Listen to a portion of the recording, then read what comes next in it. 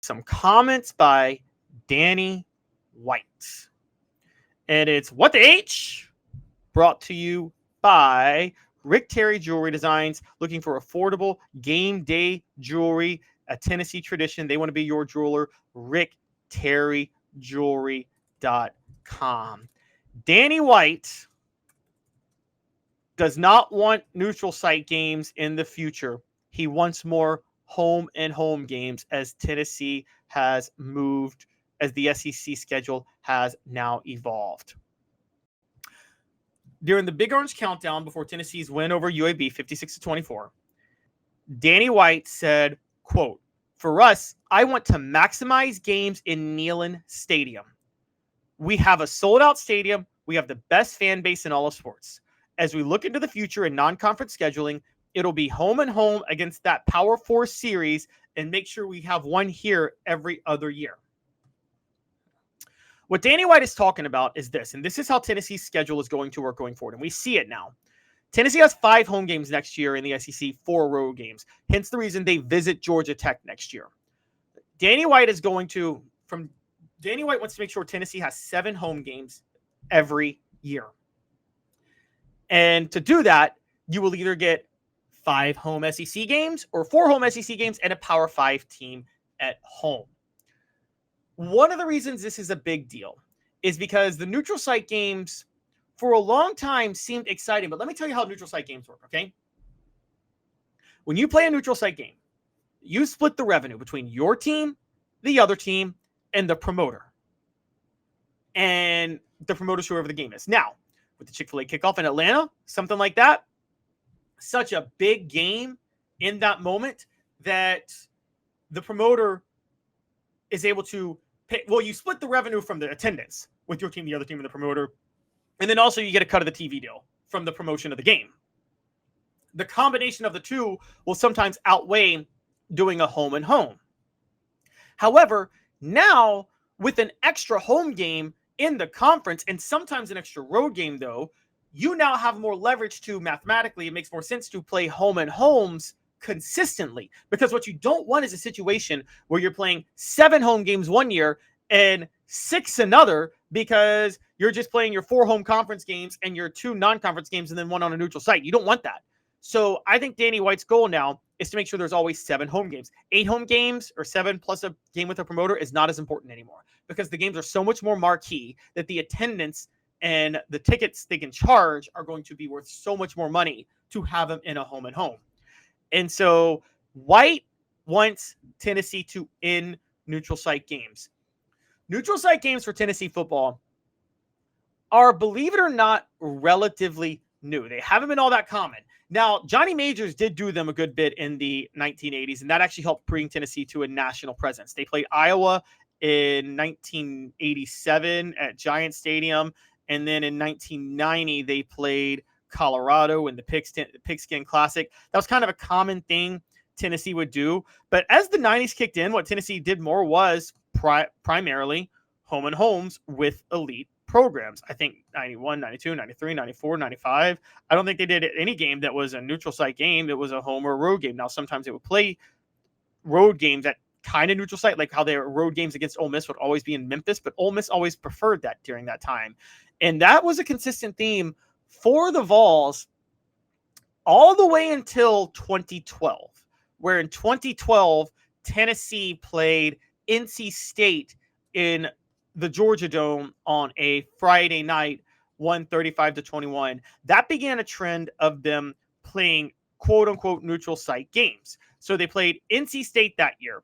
Then they played Bowling Green in Nashville in 2016. Then you had the battle at Bristol in 2015, excuse me. Then you had the battle at Bristol in 2016, where they played Virginia Tech and Bristol. Then you had Georgia Tech in Atlanta, which was technically a neutral site game, oddly, in 2017. You had West Virginia in Charlotte in 2018. You had, it was just 4 home games in 2019.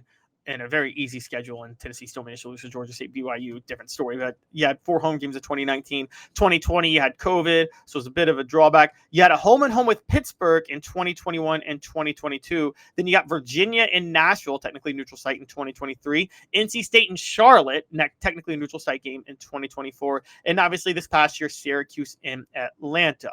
So since 2012, since that started, 2012, 2015, 2016, 2017, 2018, that's 5. And then 2023 and 2024. So 7 of the last 13 years, Tennessee's had a quote unquote neutral site regular season game. It's really not worth it. And I think Danny White is going in favor of more home and homes because of the non-conference games.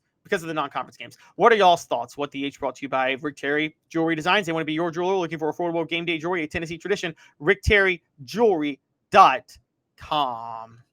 Having been in the jewelry industry for a long time in the Knoxville community, I saw a need for a jeweler, a real jeweler. Our ability to do these designs has really been based on the customers bringing new things in and challenging us as a store. Our goal is not to tell anybody what they want.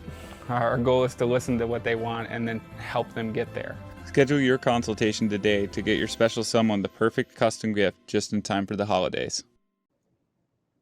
So the poll question is up. You guys vote on it. Which do you prefer for Tennessee when it comes to marquee non-conference games, neutral sites or home and homes? As we know, college basketball does a lot of neutral sites. I'm going to give you guys my take. And it may be controversial, but here it goes. I think they should ditch the conference title games, expand the regular season 2 more weeks to the first and second week of December. Every team plays 14 games, 9 conference games. Then you get 5 non-conference games. I think college football, when it opens Labor Day weekend, should have marquee neutral site games across the board. And I want them in the NFL stadiums in Atlanta, in Dallas, in LA, you name it. I want those neutral site games. You know, like how you have the preseason NIT in college basketball? Have it like preseason bowl games for college football, the Chick-fil-A one in Atlanta. I mean, whatever, you name it. And do like an SEC Big Ten challenge if you want. Everybody should do it. Then you should get another marquee non-conference game in late December, something like that, that really raises the stakes with the playoff on the line. The conference championship games don't make any sense anymore. You should just totally ditch them. And I think on a 1 through, and then you have a weeks 1 through week 14 where, 15 weeks, maybe 16 in a season like this year where there could be 2 byes if that happens. But I think at that point you get a neutral site game and then just give every team an extra home game. And then that way you still get 2 marquee non-conference games. Here's my ideal scenario. And I love this for non-conference. I still miss the 8 home games, by the way, or the 8 conference games, because I loved the way the non-conference was set up where you played 1 marquee game, 2 lower level FBS games, and then a Division II school that you get to beat up on that pays them the money to keep their program afloat. I have no problem with that. I've never had any issue with that whatsoever. And if I had my perfect world, all conferences would be 9 teams. You do a round robin with every team in the conference. Actually, no, I take that back. I could do it this way. All conferences would be 10 teams. You do a round robin with the other 9 teams of the conference. You have a marquee non-conference game, and then you have a Division II team that you play, and then you have a group of 5 team that you play. That's how I would do it personally. I know a lot of people would disagree, but I'm fine with 9 conference games, and you have 8 conference games, 9 teams in a conference, 8 conference games, round robin, 4 non-conference games, and then I would be fine with the conference title game. But the way the playoff is set up, with no more, with the playoff being expanded now, I'm sorry, I would straight up ditch the conference title games, and I'd expand the regular season to 14 games. I think that would be more fun, honestly, for everybody involved.